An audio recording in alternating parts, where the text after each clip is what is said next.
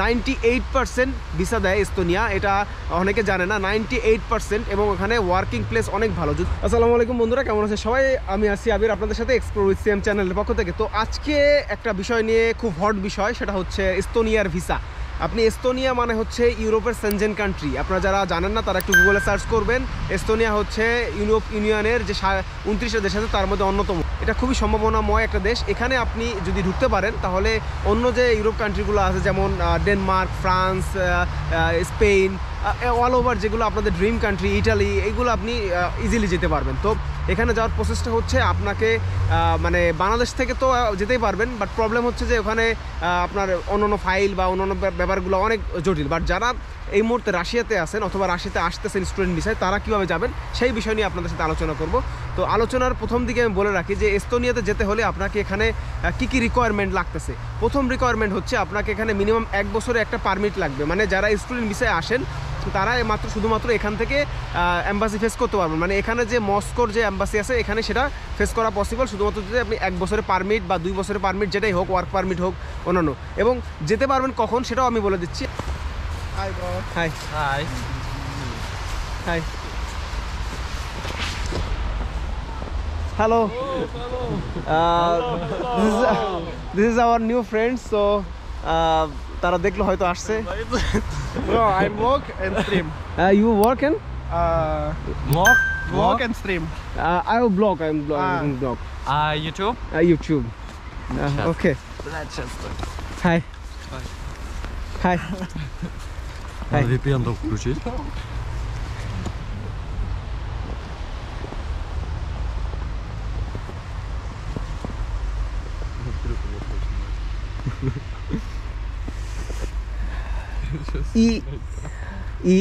EXPLORE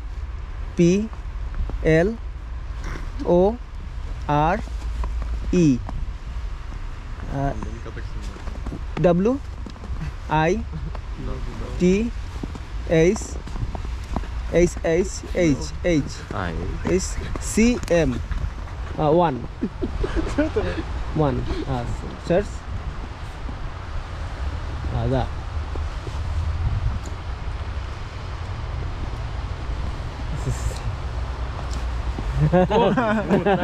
Спасибо.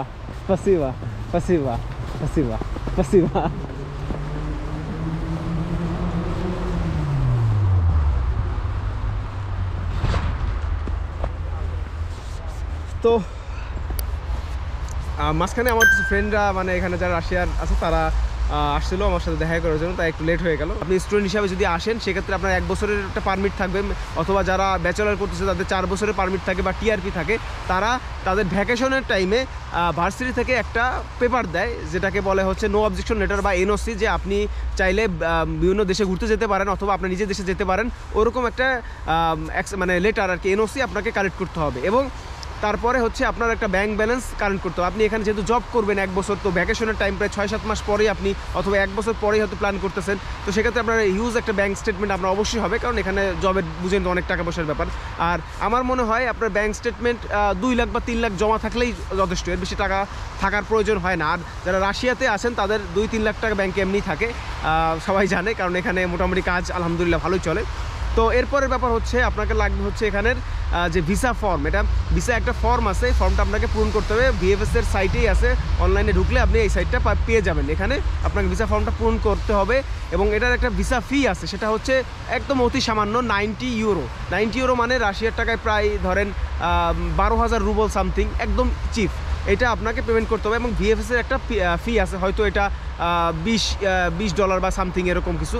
তো সব মিলায় ধরেন আপনার 15 থেকে 20,000 রুবল আপনার সব মিলায় খরচ হবে।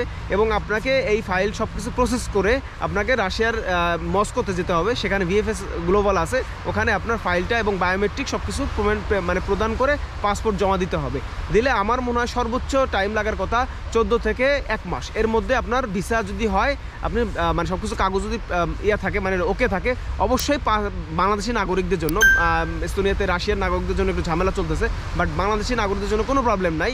98% ভিসা দেয় এস্তোনিয়া, এটা অনেকে জানে না। 98% এবং ওখানে ওয়ার্কিং প্লেস অনেক ভালো। যদি কেউ চান যে ওই টাইমে আপনি ঘুরতে যাবেন এবং পরবর্তীতে আবার ব্যাক করে আসবেন, আবার ঘুরতে যাবেন, এভাবে আপনার পাসপোর্ট ভারী করতে পারলে আপনি পরবর্তীতে ইউরোপ, আমেরিকা, অস্ট্রেলিয়া যে কোনো দেশে যাইতে পারবেন। তো ইউরোপের ভিসা থাকা মানে হচ্ছে আপনি ভালো স্ট্রং একটা মানে বন্ডেজ।